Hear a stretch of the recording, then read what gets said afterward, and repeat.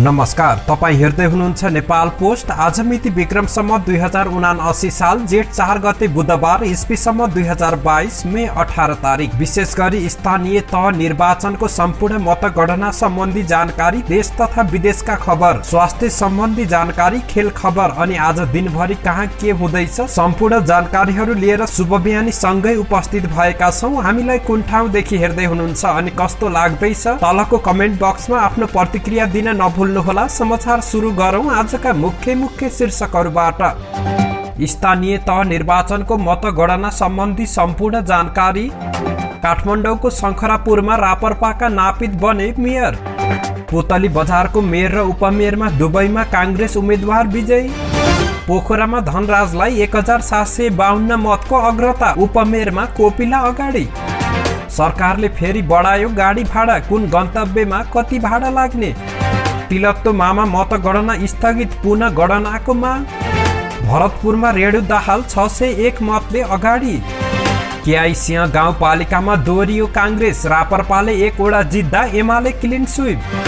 काठमाडौँमा 6000 बढी मतले बालेनको अग्रता, 8 वटाको गणनामा कहाँ कति मत पाए त।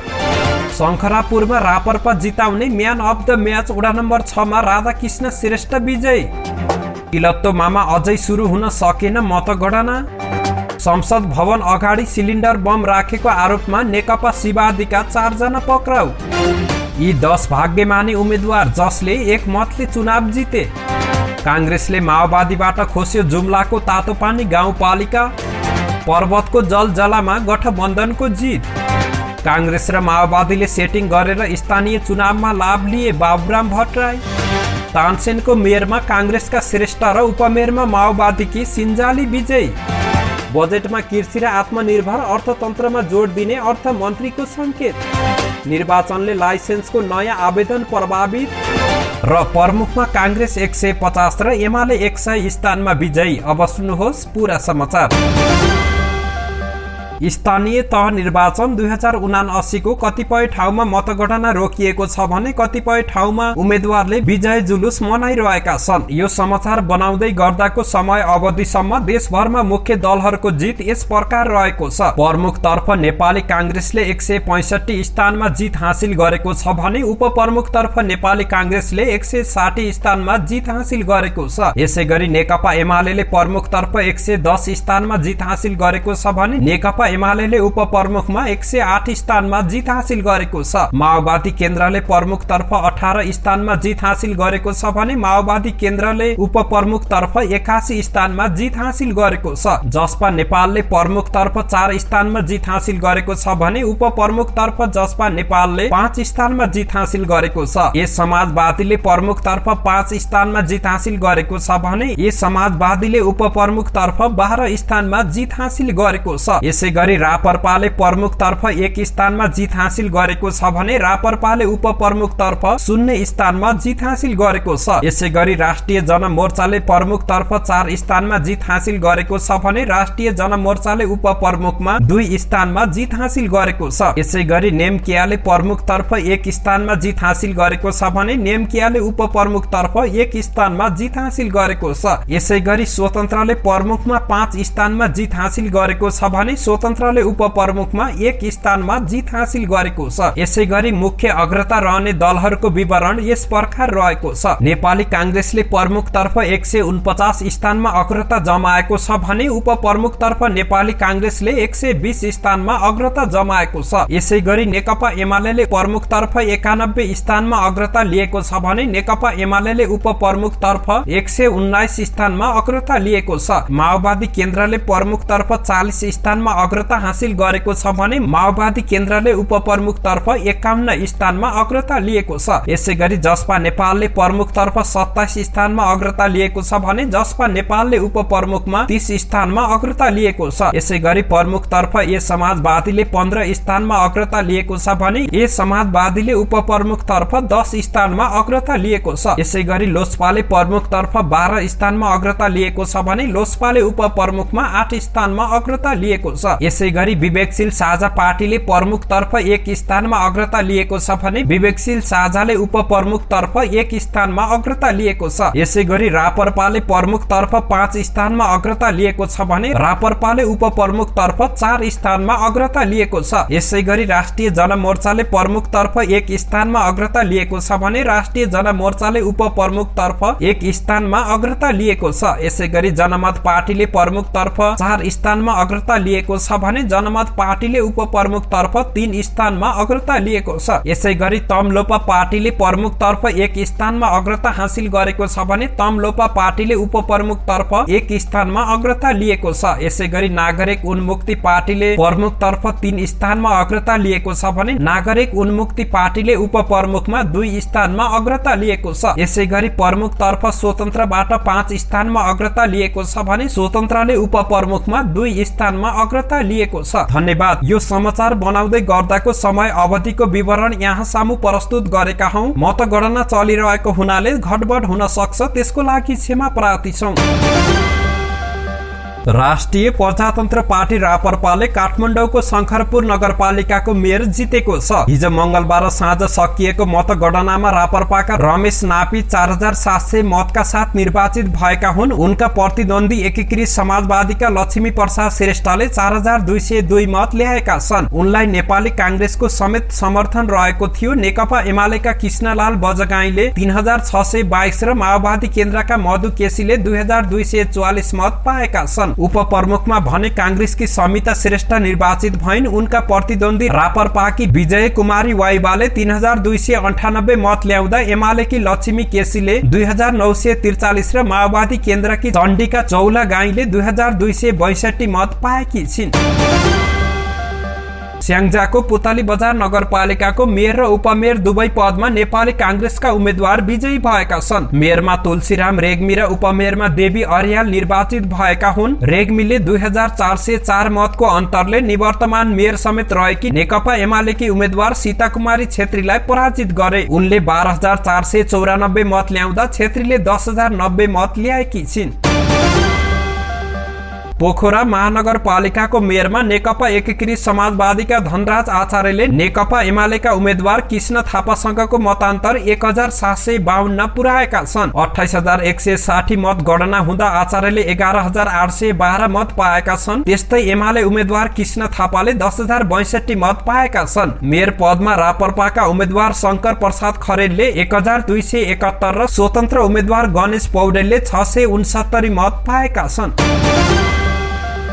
सरकारले सार्वजनिक यातायातको पुनः भाडा वृद्धि गरेको छ। यातायात व्यवस्था विभागले हिजो मंगलबार एक सूचना प्रकाशित गर्दै अन्तर प्रदेश यातायातका यात्रुवाहक तथा मालवाहक सवारीको भाडा दर बढाउने जानकारी गराएको हो। नेपाल आयल निगमले इन्धनको मूल्यमा एकैपटक 10 रुपियाँ बढाएपछि सरकारले गाडी भाडा समेत बढाउने निर्णय लिएको हो। इन्धनको मूल्य थप घटका आधारमा एकैपटक 5% ले बढेमा वा घटेमा भाडा समायोजन गर्ने नीति रहेको समेत विभागले जनाएको छ। विभागका अनुसार बढेको भाडा 4 जेठबाटै लागू हुने भएको छ। रूपन्देहीको तिलोत्तमा नगरपालिकामा मत गणनाका क्रममा गडकहरूले बदमाशी गरेर एमालेको मत बढाएको भन्दै अरू दलहरूले पुनः मतगणनाको माग गरेका छन्। वडा नम्बर 16 को मत गणनाका क्रममा गडकहरूले नेकपा एमालेका उम्मेद्वारको मत बढाएर नेपाली कांग्रेसको मत घटाएर अभिलेख राखेको भन्दै पुनः मतगणनाको माग गरेका हुन्। भरतपुर महानगरपालिकाको मेयरमा नेकपा माओवादी केन्द्रकी उम्मेद्वार रेणु दाहालले 601 मतले अग्रता लिइरहेकी छिन्। यो समाचार बनाउँदै गर्दाको समय अवधिसम्म राति 11 बजेसम्म 22686 मत गणना हुँदा रेणुले 7857 मत प्राप्त गरेकी छिन्। एमालेका उम्मेद्वार विजय सुवेदीले 7256 मत प्राप्त गरेका छन्। यस्तै स्वतन्त्र उम्मेद्वार जगन्नाथ पौडेलले 3739 मत प्राप्त गरेका छन्। उपप्रमुखमा नेपाली कांग्रेसका चित्रसेन अधिकारीले 9479 र रापरपाका हिमाला गुरुङले 6000 मत प्राप्त गरेका छन्। भरतपुर महानगरपालिकामा 1,27,839 मत खसेको छ। डोटीको केआई सिंह गाउँपालिकामा नेपाली कांग्रेसले जित हात पारेको छ। गाउँपालिकाको अध्यक्ष उपाध्यक्ष लगायत 4वटा वडाको नेतृत्वले समेत जितेको छ। कांग्रेसको तर्फका अध्यक्षका उम्मेद्वार लोकेन्द्र बहादुर साई र उपाध्यक्षका उम्मेद्वार मीनादेवी विष्टले दोस्रो पटक जित हात पारेका हुन्। 2074 सालको स्थानीय तहको निर्वाचनमा समेत उनीहरू दुवैजना निर्वाचित भएका थिए। अध्यक्षमा विजयी भएका साईले 4263 मत ल्याएका छन् भने उनका प्रतिद्वन्दी नेकपा माओवादी केन्द्रका केशवनाथ योगीले 2621 मत ल्याएका छन्। त्यसै गरी उपाध्यक्षमा कांग्रेसको तर्फबाट मीनादेवी विष्टले 4072 मत ल्याएर विजयी भएकी छिन्। उनकी प्रतिद्वन्दी एकीकृत समाजवादीकी निर्मला कुमारी अवस्थीले 2536 मत ल्याएकी छिन्। 7वटा वडा रहेको केआई सिंह गाउँपालिकाको 1 देखि 4 सम्मका सबै वडामा कांग्रेसले जित हात पारेको छ भने वडा नम्बर 5 मा नेकपा एकीकृत समाजवादीले जितेको छ। त्यसै गरी वडा नम्बर 6 मा माओवादी केन्द्र विजयी भएको छ भने वडा नम्बर 7 मा राष्ट्रिय प्रजातन्त्र पार्टी विजयी भएको छ। काठमाडौँ महानगरपालिकाको मेयरमा स्वतन्त्र उम्मेद्वार बालेन शाहले 6083 मतान्तरले अग्रता कायम गरेका छन्। राति 10:10 जाँदासम्म 33926 मत गणना हुँदा बालेनले 13189 मत प्राप्त गरेका छन्। त्यसै गरी एमालेका केशव स्थापितले 7106 मत प्राप्त गरेका छन्। कांग्रेसकी सिर्जना सिंहले 6247 मत प्राप्त गरेकी छिन्। उनी बालेन भन्दा 6942 मतले पछाडि रहेकी छिन्। भरतपुर महानगरपालिकामा माओवादी केन्द्रकी उम्मेद्वार रेणु दाहालले मतान्तरण बढाएकी छिन्। यो समाचार तयार गर्दै गर्दाको समय अवधिसम्म एमालेका उम्मेद्वार विजय सुवेदीले 7028 मत ल्याएका छन्। दाहाल सुवेदी भन्दा 323 मतले अघि छिन्। त्यस्तै नेपाली कांग्रेसका बागी उम्मेद्वार जगन्नाथ पौडेलले 3562 मत ल्याएका छन्। पछिल्लो समय उनले मतान्तर घटाउँदै लगेका छन्। त्यस्तै उपप्रमुखमा नेपाली कांग्रेसका चित्रसेन अधिकारीले 8906 मत पाएका छन् भने रापरपाकी हिमाला गुरुङले 5803 मत पाएकी छिन्। राष्ट्रिय प्रजातन्त्र पार्टीलाई काठमाडौँको शंखरापुर नगरपालिका प्रमुख जिताउन निर्णायक मत दिलाउने वडा नम्बर 6 मा राधाकृष्ण श्रेष्ठको प्यानलै विजयी भएको छ। श्रेष्ठले सर्वाधिक 1091 मत पाउँदा उनका प्रतिस्पर्धी कांग्रेसकी मीरा महर्जनले 238 मत पाएकी छिन्। यस्तै एकीकृत समाजवादीका शंकरमान श्रेष्ठले 246 मत पाएका छन् भने एमालेका मानकाजी महर्जनले 292 मत पाएका छन्। माओवादी केन्द्रका विनोद कपालीले 53 मत पाएका छन्। वडा अध्यक्षमा निर्वाचित श्रेष्ठ यस अघि पनि सोही वडामा पनि अध्यक्ष रहेका थिए। बितेको 5 वर्षमा उनले साँकु क्षेत्रका ऐतिहासिक सम्पदा संरक्षण तथा खानेपानी व्यवस्थापनका लागि महत्त्वपूर्ण भूमिका खेलेका थिए। वैशाख 30 मा बिहान नयाँ बानेश्वर स्थित संसद भवन अगाडि सिलिन्डर बम राखेको आरोपमा प्रहरीले 4 जनालाई पक्राउ गरेको छ। नेपाल कम्युनिस्ट पार्टी सिवादीले विस्फोटको जिम्मा लिएको थियो। सो समूह नेकपा विप्लव समूहबाट चोइटिएर बनेको संगठन रहेको खुलेको छ। पक्राउ पर्नेमा खोटाङ घर भएर बल्कु बस्ने बीके सिंह, करण श्रेष्ठ, राज थापा र हरिकृष्ण थापा रहेका छन्। सो समूहले जनयुद्ध 2 आह्वान गरेको पर्चा पनि घटनास्थलमा भेटिएको छ। नयाँ बानेश्वरमा सिलिन्डर बम राखेको आरोपमा केहीलाई पक्राउ गरिएको जिल्ला प्रहरी परिसर काठमाडौँका एसपी दिनेश राज मैनालीले बताएका छन्। वैशाख 30 मा भएको स्थानीय तहको निर्वाचनको मत परिणाम आउने क्रम जारी छ। मत परिणाम आउने क्रममा विभिन्न रोचक आँकडाहरू पनि आइरहेका छन्। त्यस क्रममा केही स्थानीय तहमा मात्रै 1 मतले चुनाव जित्नेहरू पनि रहेका छन्। यी हुन् त्यस्ता 10 भाग्यमानी उम्मेद्वार जसले मात्र 1 मतका कारण चुनाव जितेका छन्। यसैगरी 1 नम्बरमा ताप्लेजुङको सिदिङवा गाउँपालिका उपाध्यक्षमा गठबन्धनको तर्फबाट माओवादी केन्द्रका कृष्ण कुमारी कडरिया 1 मतले विजयी भएकी छिन्। उनले 2376 मत पाउँदा उनका प्रतिस्पर्धी स्वतन्त्र उम्मेद्वार जीवन कुमार चामलिङले 2375 मत पाएका छन्। यसैगरी 2 नम्बरमा काभ्रेमा 3 स्थानीय तहका 3 वडामा 1-1 मतान्तरले वडा अध्यक्षमा विजयी भएका छन्। तेमाल गाउँपालिका वडा नम्बर 1 मा एमालेका इन्द्र अधिकारी 1 मतले विजयी भएका छन्। उनले 531 मत ल्याउँदा उनका प्रतिद्वन्दी कांग्रेसका कालदास तमाङले 530 मत ल्याएर पराजित भएका हुन्। यसैगरी 3 नम्बरमा काभ्रेको खानीखोला गाउँपालिका वडा नम्बर 1 मा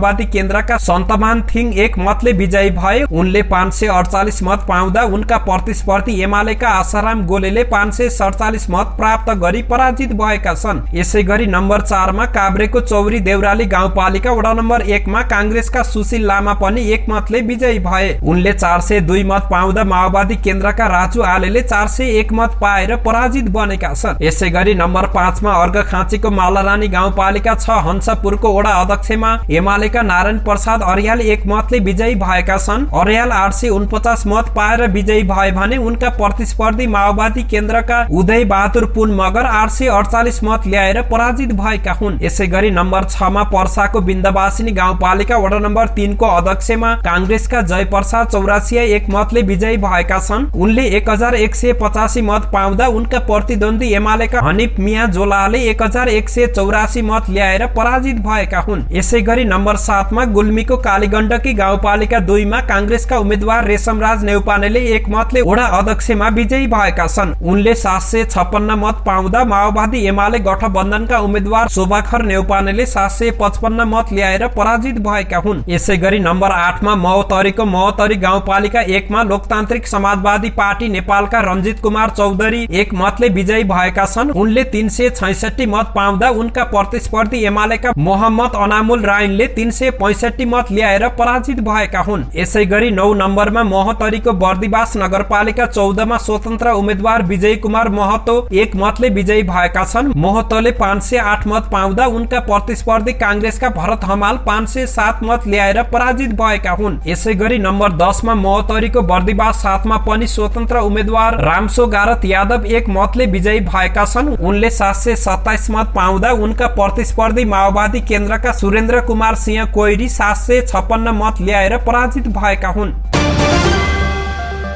जुम्लाको तातोपानी गाउँपालिका अध्यक्षमा नेपाली कांग्रेसका नन्दप्रसाद चौलागाई निर्वाचित भएका छन्। नेकपा माओवादी केन्द्रको पकड क्षेत्र मानिएको यस गाउँपालिकामा 2074 सालको चुनावमा माओवादीका नवराज नेउपानेले भारी मतान्तरले जितेका थिए। यस पटक कांग्रेसका चौलागाईले 2320 मत सहित जित हात पारेका हुन्। उनका प्रतिस्पर्धी नेकपा माओवादी केन्द्रका वीरबहादुर कुँवरले 1806 मत प्राप्त गरेका छन्।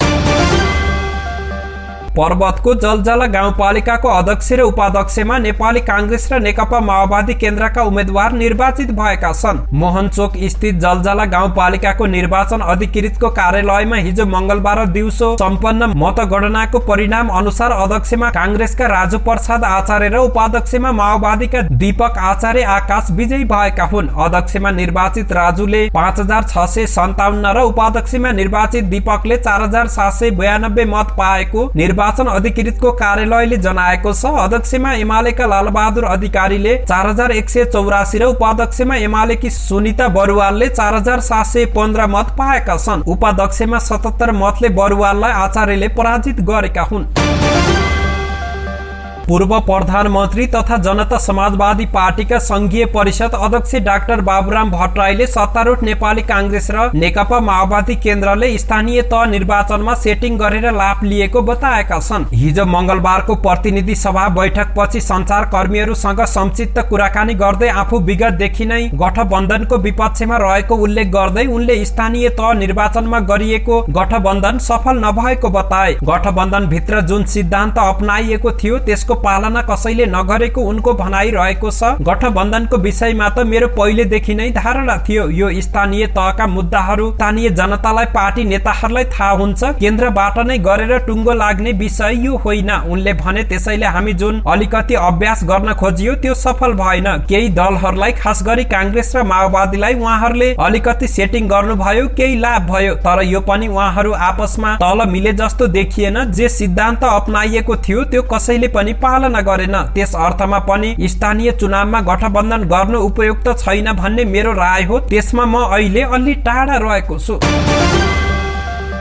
पाल्पाको तानसेन नगरपालिकाको नगर प्रमुखमा नेपाली कांग्रेसका उम्मेद्वार सन्तोषलाल श्रेष्ठ विजयी भएका छन्। उपप्रमुखमा भने नेकपा माओवादी केन्द्रकी प्रतीक्षा सिन्जाली विजयी भएकी छिन्। नगर प्रमुखमा श्रेष्ठले 11,273 मत ल्याई विजयी भएका हुन्। उनका प्रतिद्वन्दी नेपाल कम्युनिस्ट पार्टी एमाले उम्मेद्वार धनेन्द्र राज घिमिरेलाई 879 मतान्तरले पराजित गरेका हुन्। नगर प्रमुखमा पराजित घिमिरेले 10,394 मत ल्याएका छन्। नेपाली कांग्रेस र नेकपा एमाले क्रमशः 150 र 100 स्थानीय तहको प्रमुख जितेका छन्। पछिल्लो तथ्याङ्क अनुसार नेकपा माओवादी केन्द्रले 76 स्थानीय तहको प्रमुख जितेको छ। त्यसैगरी नेकपा एकीकृत समाजवादीले 4, राजमो स्वतन्त्र सहित अन्य विभिन्न राजनीतिक दलका 9 जना उम्मेद्वारले पालिका प्रमुख जितेका छन्। त्यसैगरी जनता समाजवादी पार्टीले 3 वटा स्थानीय तहको प्रमुख जितेको छ। पछिल्लो तथ्याङ्क अनुसार नेपाली कांग्रेसका प्रमुख पदका 157 जना उम्मेद्वार मतगणनामा अग्रता लिएका छन् भने एमालेको तर्फबाट 93 जना उम्मेद्वार अघि रहेका छन्। त्यसैगरी नेकपा माओवादी केन्द्रका तर्फबाट 41, एकीकृत समाजवादीका तर्फबाट 15 उम्मेद्वार मतगणनामा लिड गरिरहेका छन्। यसैगरी नेपाली कांग्रेसले 148 स्थानीय तहको उपप्रमुख जितेको छ भने एमालेले 99 स्थान जितेको छ। माओवादी केन्द्रले 76, नेकपा एकीकृत समाजवादीले 10, अन्यले 5, जनता समाजवादी पार्टी 4 स्थानीय तहका उपप्रमुखमा जित हासिल गरेको छ। सरकारले आगामी आर्थिक वर्ष 2079-80 मा कृषि क्षेत्र केन्द्रित कार्यक्रम ल्याउने संकेत गरेको छ। हिजो मंगलबार प्रतिनिधि सभा बैठकमा बजेटको सिद्धान्त र प्राथमिकतामा प्रस्तुत गर्दै अर्थमन्त्री जनार्दन शर्माले भूमिगत तथा सतह सिंचाई सुविधा विस्तार गर्ने, सहकारी मार्फत चक्लाबन्दी खेती विस्तार गर्ने लगायतका योजना सुनाएका छन्। किसानलाई सिंचाई प्रयोजनमा विद्युत महसुल छुट दिने सरकारको तयारी रहेको छ। यसबाहेक आगामी बजेटमा वित्तीय साधनको किसानको पहुँच बढाउने, बिउ कृषि सम्बन्धी सिपमूलक तालिम र प्राविधिक सहयोगमा समेत बजेट केन्द्रित हुने अर्थमन्त्री जनार्दन शर्माले बताएका छन्। स्थानीय तहको निर्वाचनले चालक अनुमति पत्र लाइसेन्सको नयाँ आवेदन खुलाउने मिति प्रभावित बनेको छ। यसअघि यातायात व्यवस्था विभागले निर्वाचन लगत्तै लाइसेन्सको नयाँ आवेदन खुलाउने तयारी गरेको थियो। तर विभागका महानिर्देशक नवराज घिमिरेले प्राविधिक कारणले हिजोदेखि नयाँ आवेदन खुलाउन नसकिएको जानकारी दिए। उनले भने निर्वाचनमा कर्मचारी खटिँदा अहिलेसम्म सक्नुपर्ने प्राविधिक काम सकिएन, त्यसैले पूर्व निर्धारित समय अनुसार आजदेखि नयाँ आवेदन खुलाउन सकिएको छैन। धन्यवाद। यस्तै ताजा समाचारको लागि नेपाल पोस्ट हेर्दै गर्नुहोला।